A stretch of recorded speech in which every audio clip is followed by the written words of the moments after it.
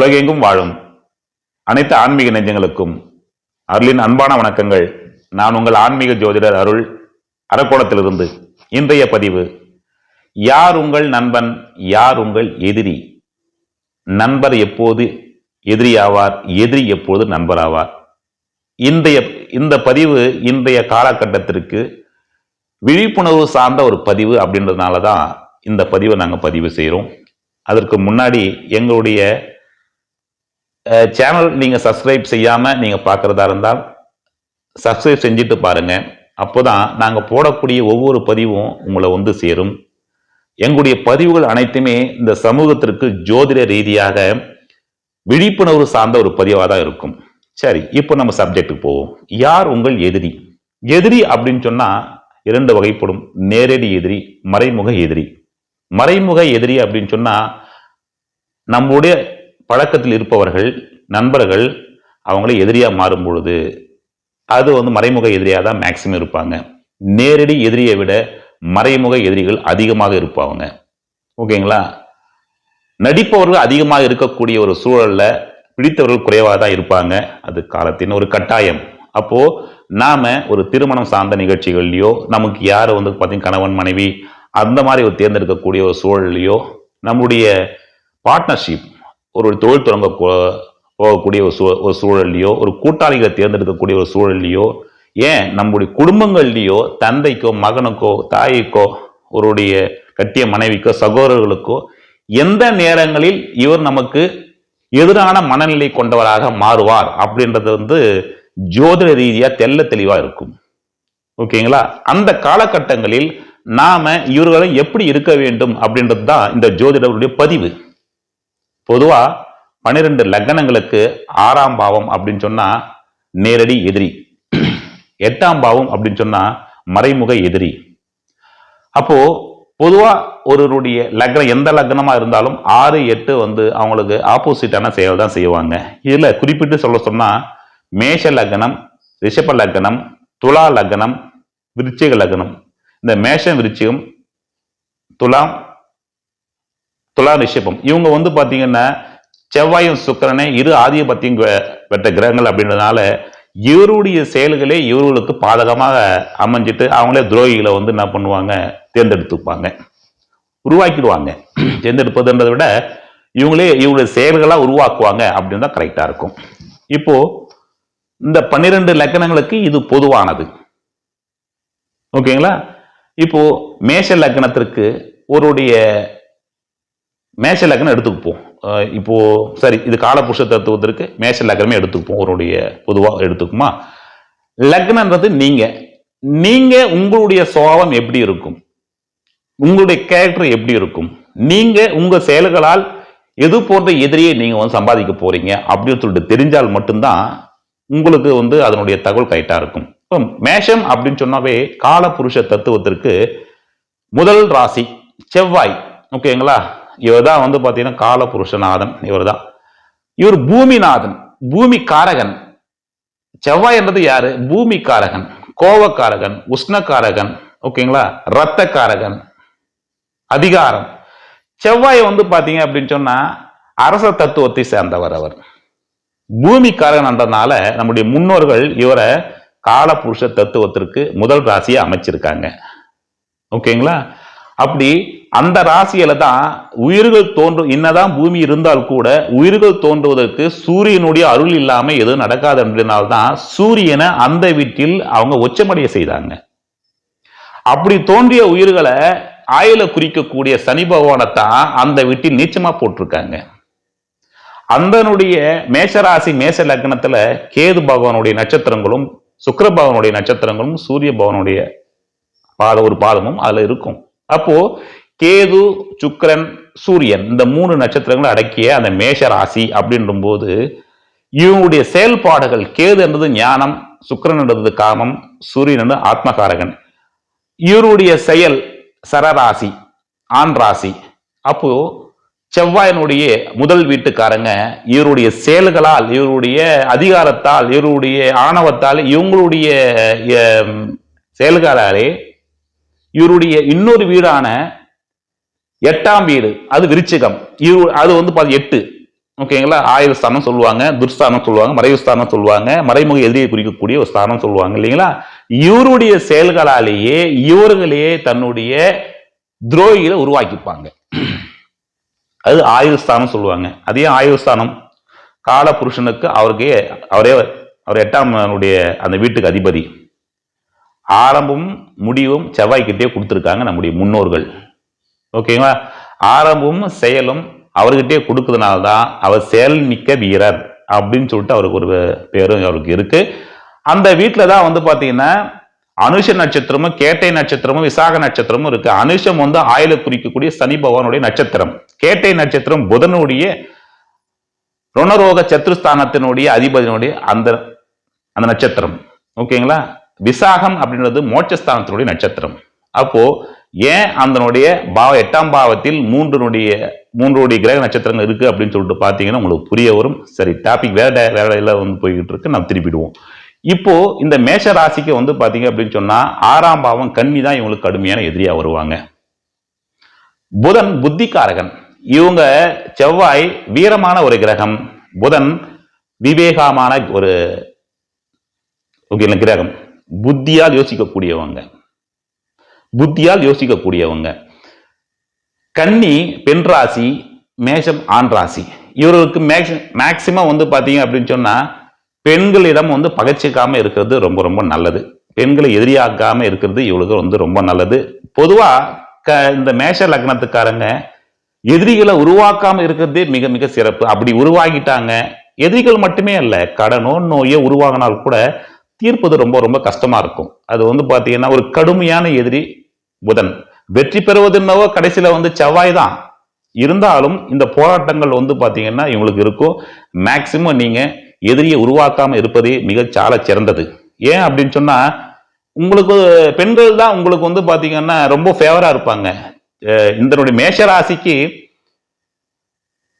இந்த காலபுருஷ தத்துவத்தின்படியே வந்து பாத்தீங்கன்னா பெண்ணினுடைய மகத்துவத்திற்கு போற்றருடைய அந்த சுக்கிரனை தான் 2ஆம் பாவத்தில் அமைச்சு அதுல இந்த மனக்காரகனும் உடல்காரகனும் ஆன சந்திரனை அந்த வீட்டில் வந்து தாய்காரகனான வீட்டில் உச்சமடைய செஞ்சாங்க. தந்தையை முதல் வீட்டிலையும் தாயை வந்து 2ஆம் வீட்டிலையும் உச்சம் பெற வச்சாங்க. அப்போ செவ்வாய்க்கு இந்த பக்கம் இருக்கக்கூடிய மீனம் வந்து ஒரு பெண் ராசி, குருவனுடைய வீடு. அந்த வீட்டில் தான் சுக்கிரனை உச்சமடைய வச்சாங்க. இப்போ செவ்வாய்க்கு மேஷத்துக்கு இந்த பக்கம் ஒரு பெண், இந்த பக்கம் ஒரு பெண். 7ஆம் பாவம் வந்து பாத்தீங்க அப்படின்னு சொன்னா துலாம், தன்னுடைய கணவன் மனைவி தேர்ந்தெடுக்கக்கூடியது. அந்த இடத்தில் வந்து பாத்தீங்கன்னா சுக்கிரன். அப்படி என்ன, மேஷராசி வந்து பெண்கள் கிட்ட வந்து அன்பா நடந்தாவே நீங்க வந்து பாத்தீங்கன்னா எல்லாமே மேஷராசிலேயே வந்து பரணி நட்சத்திரம் வேற இருக்கு. வேற என்ன உங்களுக்கு, நீங்க வந்து பெண்களிடம் ரொம்ப ரொம்ப பிரச்சனை பண்ணாம இருந்தா எல்லாமே உங்களுக்கு சாதகமா இருக்கும். அப்போ ஒவ்வொரு ராசிக்கும் வந்து தன்னுடைய எதிரிகள் யார் அப்படின்னு சொல்லிட்டு அதுல வந்து பாத்தீங்கன்னா தெளிவா இருக்கும். நீங்க மிதுன ராசியெல்லாம் எடுத்துக்கிட்டீங்க அப்படின்னு சொன்னா தந்தையே எதிரியா மாறிடுவார். சிம்ம ராசிக்கு தன்னுடைய பிள்ளையே எதிரியா மாறிடுவார், குழந்தைகளே எதிரியா மாறிடுவாங்க. இப்ப இது போல ஒரு சூழல்ல ஒரு நட்பா இருக்கக்கூடிய ஒரு காலகட்டங்களில் அவரை நம்பி ஒரு தொழில் தொடங்குவீங்க, அவரை நம்பி நீங்க வந்து ஒரு திருமண பொருத்தத்தை பார்ப்பீங்க. இது போல ஒரு சூழல்ல அவங்களே உங்களுக்கு எதிரியா மாறக்கூடிய சூழல் எப்படி அமையும் அப்படின்னு சொன்னா, நாங்க சொல்லக்கூடிய அனைத்து முறைகளுமே ஏஎல்பி முறை அப்படின்றதுனால இப்போ ஏஎல்பி முறைப்படி பார்ப்போம். அதே மேஷ லக்னத்தை எடுத்துக்குமே. ஓகேங்களா? மேஷ லக்னத்தை எடுத்துக்குப்போம். இப்போ மேஷ லக்னத்திற்கு 6ஆம் பாவம் அப்படின்றது யாரு? கன்னி. 8ஆம் பாவம் அப்படின்றது யாரு? செவ்வாய், விருச்சிகம். இப்போ இவருக்கு யார் ஃப்ரெண்டா இருப்பாங்க அப்படின்னு சொன்னா, மேஷ லக்னத்துக்காரனுக்கு யார் ஃப்ரெண்டா இருப்பாங்க அப்படின்னு சொன்னா, கடகராசி கடக லக்னத்துக்காரன், சிம்ம ராசி சிம்ம லக்னத்துக்காரன், தனுசு ராசி தனுசு லக்னத்துக்காரன். இந்த 3 பேர் வந்து ரொம்ப வந்து ஃப்ரெண்டா இருப்பாங்க. இப்போ இந்த ஃப்ரெண்டா இருக்கிறவங்க இவங்களே எப்படி எதிரியா மாறுறாங்க பாருங்களா. பாத்தீங்க அப்படின்னு சொன்னா மேஷ ராசி இந்த 10 வருட காலங்கள் இயங்கும். இந்த 10 வருட காலங்கள் இயங்கி மேஷ ராசி முடிஞ்சு அப்படியே ரிஷப ராசிக்கு வரும் பொழுது, லக்னங்கள் மாறும் பொழுது, அதே குரு பகவான் பாக்கியாதிபதியா இருந்த குரு பகவான் அவரே அஷ்டமாதிபதியா மாறி அவரே துரோகியா மாறுவார். ஓகேங்களா? சுக்கிரன் மேஷராசிக்கு சுக்கிரன் அவரே 7ஆம் அதிபதியா இருந்தவர் இப்போ அவரே 6ஆம் அதிபதியா மாறிடுவார். இப்போ இவருக்கு வந்து கூட இருந்து நட்பா இருந்தவங்களே ஒருடைய ஃபேக்டரியிலையோ ஒரு தொழிலையோ ஒரு அதிகாரிகளையோ ஒரு வீட்டில் நட்புலையோ இல்லை ஒருடைய லக்னம் முடியும் போது திருமணம் நடைபெறக்கூடிய பெரும்பாலுடைய ஜாதகங்கள் இது போல அமைஞ்சு ஒருடைய டைவர்ஸ் விவாகத்து லெவல்ல போயிடும். ஓகேங்களா? அப்போ அந்த யாருக்கு யார் பொருத்தமா இருப்பாங்க அப்படின்றது நம்முடைய ஜோதிட ரீதியா தெள்ள தெளிவா இருக்கும் பொழுது அதுக்கு தகுந்தாற்போல் நம்ம ரொம்ப கேர்ஃபுல்லா இருந்து அதனுடைய செயல்களை செய்ய வேண்டியது நம்முடைய காலத்தின் ஒரு கட்டாயம். இன்னும் இதனுடைய பதிவு உங்களுக்கு சரியா புரியல அப்படின்னு சொன்னால் கூட இப்போ நான் ஒரு போர்டு வச்சு ஒரு 2 மினிட்ஸ் எப்படி அமையுது அப்படின்ற மட்டும் யார் துரோகியா மாறுவாங்க, எப்போ எந்த காலகட்டத்தில் மாறுவாங்கன்னு சொல்லிட்டு அந்த ஏஎல்பி மெத்தட்ல நான் சொல்றேன். அதையும் இந்த பதிவை ஜாயின் பண்ணிங்க. மீண்டும் அடுத்த பதிவில் உங்களிடம் நான் பேசும் வரை உங்களிடம் விடைபெறுகிறேன். உங்களோட ஜோதிட நண்பன் அருள். நன்றி, வணக்கம்.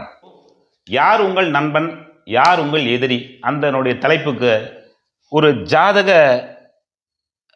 ஜாதக கட்டம் கிடையாது, ஒரு புரிதலுக்காக நம்ம போட்டு இதில் பார்த்துருவோம். சரி, இது ஒரு ஜாதக கட்டம். இந்த ஜாதக கட்டத்தில் இதன்படி எந்த லக்னங்கள் மாறும் பொழுது எப்படி எதிரியாக மாறுறாங்க, யார் துரோகியாக இருக்காங்க, அந்த டைட்டில் மட்டும் நம்ம பார்ப்போம். அதற்கான கிரகங்கள் மட்டும் நம்ம போடுவோம். இப்போ போடுவோமா? இப்போ பிறப்பு லக்னம் கும்ப லக்னம் போகுது. ஓகேங்களா? இப்போ ஏஎல்பி மேஷம் போட்டுக்குமா? மேஷம், இது ஏஎல்பி மேஷம். இந்த மேஷத்தில் 3 நட்சத்திரங்கள் இருக்குது. ஓகேங்களா? இதனுடைய ராசி கட்டத்தில் இருக்கக்கூடிய 10 வருடங்கள் இருக்கக்கூடிய லக்ன அதிபதி எங்க போடுவோம்? செவ்வாயை ஃபர்ஸ்ட் நல்லாவே வைப்போம். செவ்வாய் பார்த்தீங்க அப்படின்னு சொன்னா தனுசுல போட்டுருவோம். அப்போ 10 வருடங்கள் இயக்கக்கூடிய லக்ன அதிபதி அவர் 9ல் அவர் நல்லா தான் இருக்காரு அப்படின்னு போட்டுருவோமா? போட்டுருவோம். இந்த மேஷ லக்னத்திற்கு நேரடியான எதிரி குறிக்கக்கூடிய பாவம் அப்படின்னு சொன்னா புதன், மீனம், கன்னி. ஓகேங்களா? கன்னி. புதனை பார்த்தீங்கன்னா இங்கே போடுவோம். இப்போ புதன் இங்க இருக்காரு, செவ்வாய் இங்க இருக்காரு. இப்போ இவருக்கு பார்த்தீங்க அப்படின்னு சொன்னா ஃப்ரெண்ட்ஸுங்க, மனைவி இதெல்லாம் குறிக்கக்கூடிய ஒரு பாவம் எதிர அப்படின்னு சொன்னா 7ஆம் பாவம். இங்க சூரியனை போடுவோம், இங்க சுக்கிரனையும் போடுவோம். சரி, இப்போ இங்க ஒரு திருமண காலகட்டம் நடக்குதுன்னு நினைச்சீங்களேன். இப்போ பார்த்தீங்கன்னா பரணி 3 போகும்போது திருமணம் நடக்கும், ஏஎல்பி விதி. ஓகேங்களா? அப்போ பரணி 3 போகும்போது இவருக்கு திருமணம் நடக்குது. இந்த காலகட்டங்களில் இவருக்கு மனைவி, நண்பர்கள், கூட்டாளிகள் எல்லாமே பார்த்தீங்கன்னா சரியான முறையில் இருக்காங்க. எதிரிகள் வந்தாலும் சமாளிக்கக்கூடிய திறமை இந்த செவ்வாய்க்கு இருக்கு. 10 வருட காலங்கள் இருக்கு. ஓகேங்களா? இதனுடைய புள்ளிநாதன் யாருன்னு சொல்லிட்டு சுக்கிரனுக்கும் இதனுடைய பவர் இருக்குன்றதுனால எதிரிகள் வெளியே தெம்பிட மாட்டாங்க, உள்ளுக்குள்ள இருப்பாங்க இவருடைய செயல்களால். இது இவர் என்ன பண்ணுவாரு, எதிரியை உருவாக்கிட்டு இருக்காருன்னு அர்த்தம். சரி, இப்போ பரணி 4 போவோம், கிருத்திகை 1 போகுங்களா? கிருத்திகை 2 வருதுன்னு நினைச்சிங்களேன். இங்க கிருத்திகை 2, கிருத்திகை 3, கிருத்திகை 4 இயங்கும். இப்போ ஏஎல்பி பார்த்தீங்க அப்படின்னு சொன்னா இங்க ரிஷபம் இயங்குது. இந்த ரிஷபம் இயங்கும் போது என்ன பண்ணுது அப்படின்னு சொன்னா 10 வருடங்கள் இயக்கக்கூடிய லக்னநாதன் அவர் 6ல் போய் அமர்கிறார். அப்போ என்ன மீனிங் அப்படின்னு சொன்னா ஜாதகரே தேவையில்லாத வம்பு வழக்கில் போய் மாட்டிப்பார். இப்போ இதில் இருக்கக்கூடிய புள்ளிநாதன் அவரும் போயிட்டு நம்ம 6ல் உட்காருது. இது ஒரு பக்கமா. இந்த ஃப்ரெண்ட்ஸுங்க எப்படி இருக்காங்க அப்படின்னு சொன்னா ஏஎல்பிக்கு யார் எதிரி அப்படின்னு சொன்னா தனக்கு தானே தான் எதிரி. இவருடைய செயல்களே இன்னொருடைய ஆதிபத்தியம் பெற்ற துலா லக்னம் தான், அந்த சுக்கிரனை தான் இவருக்கு. அப்போ இந்த ஜாதகத்திற்கு சுக்கிரன் 6ல் அமர்ந்து அவர் வலுவோடு இருக்காரு அர்த்தம். 6ஆம் அதிபதி வலுவா இருக்காரு அர்த்தம். நேரடியான எதிரிகள் இவரே உருவாக்கி வச்சிருப்பார். அதுக்கு காரணம் இந்த மேஷ லக்னம் போகும்போது இவர் செஞ்ச செயல்கள். சரி, இப்போ இவருக்கு எப்படி இருப்பாரு ஃப்ரெண்ட்ஸுங்க, மனைவி அப்படின்னு சொல்லிட்டு பார்க்கும் பொழுது இதனுடைய ஏஎல்பி ரிஷபத்துக்கு பார்த்தீங்கன்னு சொன்னா 7ஆம் பாவம் அதிபதி யார் அப்படின்னு சொன்னா விருச்சிகம். இந்த விருச்சிகத்தின் அதிபதி எங்க இருக்காரு அப்படின்னு நினைச்சீங்கன்னா இவர் செவ்வாய் 8ல் போய் உட்கார்ந்துட்டு இருக்காரு. செவ்வாயே இவர் போய் 8ல் போய் உட்கார்றாரு. அப்போ 7 கூடியவன் 8ல் இருக்கும் பொழுது இங்கே குருவும் போட்டுடலாம், இங்கே குருவும் போட்டலாம்னு வச்சுங்களேன். இப்போ குருவும் போட்டோன்னு வச்சுங்களேன், இந்த மேஷ லக்னம் ஏஎல்பி போகும்போது இந்த குரு ஃப்ரெண்டாக இருந்தவர் ஏஎல்பி இந்த பக்கம் போகும்போது, ரிஷபம் போகும்போது ஆட்டோமேட்டிக்காக அவர் வந்து அஷ்டமாதிபதியாக செயல்படும் போது என்ன ஆகும், நண்பர்கள் துரோகியாக மாறிடுவாங்க. அப்போ கடுமையான பிரச்சனையே உண்டாகும். ஏற்கனவே இந்த பக்கம் லக்னாதிபதி போயிட்டு 6ல் உட்காந்துட்டு இருக்காரா, எல்லாமே இவருக்கு வந்து பார்த்தீங்கன்னா நெகட்டிவாக இருக்கா. இப்போ இங்கே என்ன பண்ணுவார் அப்படின்னு சொன்னால், இந்த ஏஎல்பி மேஷம் போகும்போது புதன் எதிரியாக இருந்தார் இல்லைங்களா, இப்போ என்ன பண்ணுவார், ரிஷபம் போகும்போது இந்த எதிரி இவருக்கு மிகுந்த நெருங்கிய நண்பர் ஆயிடுவார். இதுதாங்க இங்க மேஜிக் இதுதான். அப்போ இப்போ இந்த காலகட்டத்தில் என்ன பண்ணுவாருன்னா, இந்த துரோகியா இருந்தார் இல்லையா, இவர் தான் எதிரியா இருந்தாரு, இந்த எதிரி இப்போ ஃப்ரெண்ட் ஆயிட்டார். இந்த எதிரி இப்போ ஒரு சிநேகிதம் ஆயிட்டாரு. இந்தனுடைய ஃப்ரெண்டு இப்போ அவர் எனிமி ஆயிட்டார். இதுதாங்க விஷயம். தேவை ஏற்படும் பொழுது, தேவை முடிந்த பிறகு நண்பன் எதிரியாவான். தேவை தொடங்கும் பொழுது எதிரி ஓகே நண்பன் ஆயிடுவான். தேவை ஆயிட்டா நண்பன் எதிரி ஆயிடுவான். இதுதான் கான்செப்ட். அப்போ ஏஎல்பி இங்க போகும்போது, மேஷம் போகும்போது புதன் எதிரி, சுக்கிரன் வந்து பார்த்தீங்கன்னா ஃப்ரெண்டு. ஏஎல்பி இந்த பக்கம் ரிஷபம் போகும்போது சுக்கிரன் எனிமி ஆயிடுறாரு, குரு எனிமி ஆயிடுறாரு, புதன் ஃப்ரெண்ட் ஆயிட்டார். ஏஎல்பி போகும்போது சகோதரன் சகோதரியே வந்து பார்த்தீங்க அப்படின்னு சொன்னால் மேஷ லக்னத்துக்காரங்க பொதுவாக எதிரியாக மாறுவாங்க. ரிஷபத்துக்கு வந்து பார்த்தீங்கன்னா அப்படியே சேஞ்ச் ஆகும் பொழுது தன்னுடைய செயல்கள் மூலமாகவே அவர்களே எதிரியை உருவாக்கிப்பாங்க. நேரடி டைரக்டாக எதிரி கொடுக்குறது சுக்கிரன், துரோகியை கொடுக்குறது வந்து பார்த்தீங்கன்னா குரு.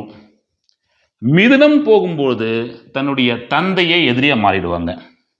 ஓகேங்களா, 9, 8 தந்தையே எதிரியா இருப்பார்.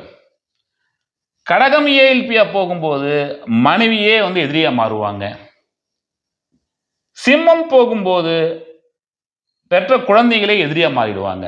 இப்படி ஒவ்வொருடைய ஸ்டேஜை மாறும் பொழுது யாரிடம் யார் எதிரியா மாறுவாங்க, எப்போ எதிரியா ஆவாங்க, யார் ஃப்ரெண்டா இருப்பாங்க அப்படின்னு சொல்லிட்டு இந்த மேஜிக் கட்டத்து மூலமா கிளியரா தெரிஞ்சுக்கலாம்.